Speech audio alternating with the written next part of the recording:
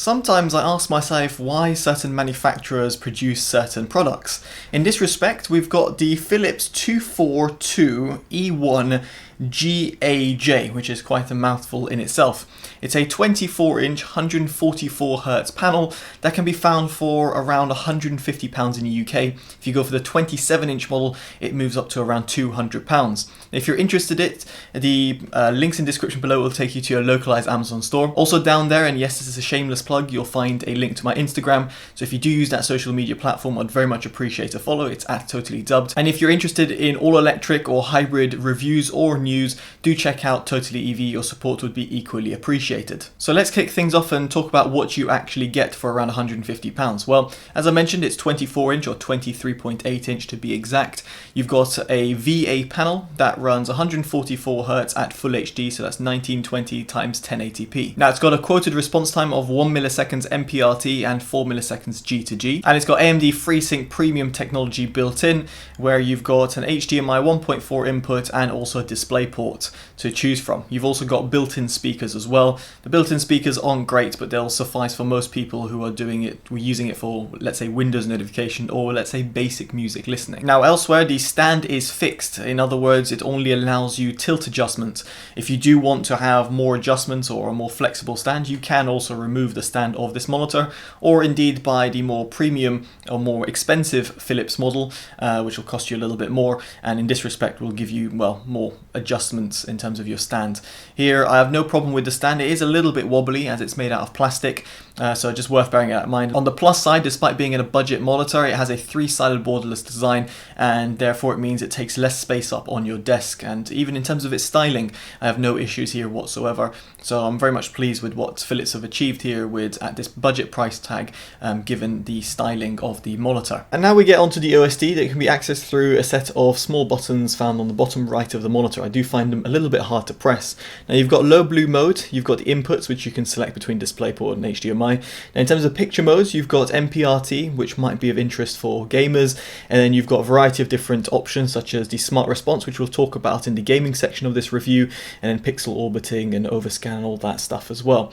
In terms of audio, this has got built-in speakers. You can adjust the volume of the monitor directly through the OSD. The color settings, so you've got color temperature mode, the different modes that you can choose from, which is nice to see, and the one that might be of interest is the sRGB mode, which does lock brightness, as you might have seen there, so just worth considering that. And then you've got the language of the OSD itself, the OSD settings, and then set up a little bit of information about what the monitor is running at. For example, in my case, 1080p, 144Hz. And now we get onto performance, and let's kick things off and talk about the image quality.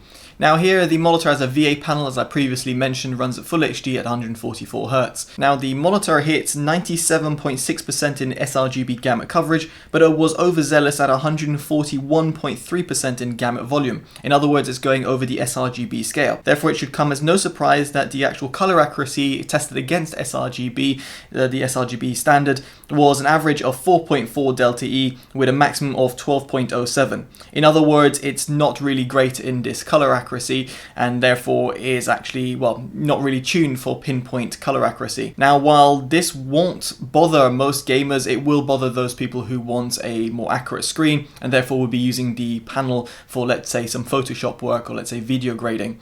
Now, for most consumers, I would say, that who are buying this monitor, specifically like a gamer, I think the panel looks perfectly fine. The only thing that you should consider, and one that my Datacolor SpiderX Elite calibrator would never be able to pick up, is the kind of color shift that you get. Here, that if you are looking at the screen at a slightly different angle rather than being pinpoint on it, you'll notice quite a significant red shift or a yellowish red shift that occurs. Something that I noticed when I was standing up and just walking away from the monitor, and then when I came back to the monitor, looking at the monitor itself, it just looked really reddish until I sat down, and then those colors looked a little bit more, well, normalized. So something worth bearing in mind, that there is a bit of color shift that occurs with this monitor, and it's a little bit noticeable depending on how you're going to be positioning the monitor, given this also has a fixed stand. That could potentially be an issue for some people. Another thing that my calibrator can't pick up is the fact that the colors look a little bit washed out. While they are, not exactly color accurate, the tone looks a little bit washed out, and this has been often the case with a lot of VA panels that I've reviewed in the past in comparison to IPS panels. and while they are going to be both better than TN panels, here you do notice that slight washed out tone. Again, not going to be massive concern for those people who are on a budget and who are gamers, but for those people who are looking for a little bit more of a punchy color, you might want to look at an IPS panel instead. Now, one thing an IPS panel could never hit is the incredible contrast ratio that this VA panel has hit. It's actually one of the highest I've actually ever tested. 4,631 to 1 is absolutely massive in terms of numbers. So the contrast ratio that this monitor gets is absolutely mind-blowing, better than a lot of VA panels I've come across. So therefore, if you're playing a lot of dark games or even watching a lot of movies, then this monitor actually might be better suited for you because, well, it has that incredible contrast ratio, whilst an IPS panel will hit no higher than, let's say, 1,500 to 1. So for example, the AOC C24G2U won't hit anything higher than around 1,200 to 1 or something around that line.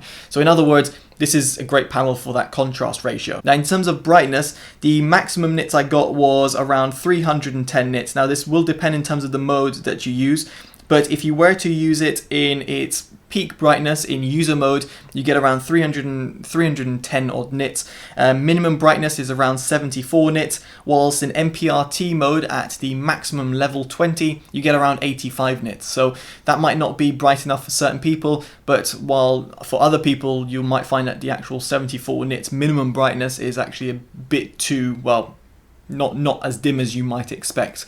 So your mileage may vary in this respect. I've got no issues whatsoever in terms of the brightness. I think I was perfectly pleasant of using the monitor in a bright sunlit room. As for brightness uniformity, the monitor, at least its panel lottery in this respect, is again fine. It's nothing to be overly concerned about.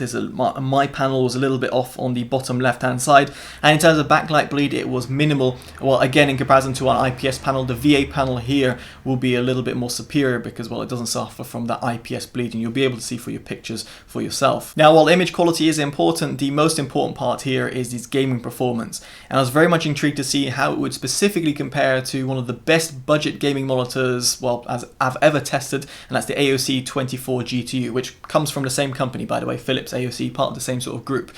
Now, in this respect, the monitor has Freesync technology. So first off, I tested to see if it also works on G-Sync, as I've got an RTX 2080 Super connected over DisplayPort. I had no issues running the Pendulum demo. It didn't seem to have too many stuttering problems, and it seemed to have a pretty good VRR range, so no issues over here. But now, when it came to competitive gaming, my experience was tainted, to say the least, because here the monitor, the Philips monitor, really couldn't compete with the AOC monitor that I just previously referenced. The reason why is because its input lag felt a little bit sluggish. It just didn't feel as low as the AOC did. Furthermore, when it came to its response time, you could definitely not use this at its highest overdrive mode. You'll be able to see over here, even on Counter-Strike, which looks like a potato, let's be frank, you will see that there is some ghosting and inverse ghosting, and there's also some pixelation that occurs, so therefore some artifacts seem to occur. And yes, that was with G-Sync disabled, by the way, and just using the monitor over DisplayPort. It just didn't look that great. Then moving on from there, we go to the mode just before it, so in other words, not the fastest available response time setting, and here you might find a perfect medium between having a decent response time of the monitor whilst not incurring too much inverse ghosting. Again, your mileage may vary depending on the games that you're playing. On Counter-Strike, it was perfectly fine, and playing like a game like Destiny 2 was acceptable. Not exactly the best, but acceptable. Now, again, here, the monitor's response time just really couldn't compete with the AOC monitor, because the AOC monitor could be really dialed to the maximum overdrive setting and really had very little inverse ghosting, if any, whilst this monitor, even in its, well, not so highest mode, is still not as fast as you might expect. Again, to achieve that fastest response time that monitor manufacturers claim, you have to go on the highest overdrive settings, and often you don't see the negative consequences for that, at least not listed on the specs. Now here, there is also MPRT mode. Now MPRT mode, it's fine. In its maximum level 20 mode, it does reduce that sort of like motion blur a little bit, and also furthermore, does give you a slightly better gaming experience, but at the sacrifice of severely limited brightness at around 85 nits. I usually game at around 150 odd nits, so I found it a little bit hard to see my enemies, even on Counter-Strike. So what I'm trying to say over here is that its response time and input lag were just not that great, and at which point, if you're a competitive gamer, you should definitely invest more in the AOC monitor. If, however, you're a casual gamer, you might actually want to utilize the Freesync or slash the G-Sync technology that's built in. I'll not say G-Sync built in, but you know what I mean, that you can get that compatibility if you've got the right setup. And furthermore, you know, if you're not going to be too concerned about the response time and input lag, then this monitor is essentially a cheaper alternative over the AOC monitor. And so this all leads me onto my verdict. What do I make about this Philips monitor? Well, other than being a mouthful to actually say and actually to remember the model name, the monitor will appeal, as I mentioned before, to casual gamers. But aside of that, I can't see where this monitor has a kind of place in the market. Yes, it is a cheaper alternative over the AOC C24G2U, which is still the best budget gaming monitor that I've ever tested, and that's in excess of 170 monitors that I've tested. And in this respect, I just see this as kind of like a budget alternative. The problem is that if you are a gamer, or you're someone who, you know, let's say has a decent setup, or for example has an extra 20 to 40 pounds to spend on the AOC monitor, then you should definitely get the AOC monitor instead, because even if you're a casual gamer, that monitor will provide you a far better experience on the whole in comparison to this monitor. In fact, the only thing going for this monitor in terms of gaming perspective is its incredible contrast ratio, which will set itself aside from other panels out there on the market. I would still recommend the AOC monitor instead of this Philips monitor. I can see where this came in as a more budget alternative, but given the price differences, I just can't see myself recommending it. So that's just my honest thoughts and opinions about the monitor. If you've got any questions whatsoever, do ask me down in the comments section below.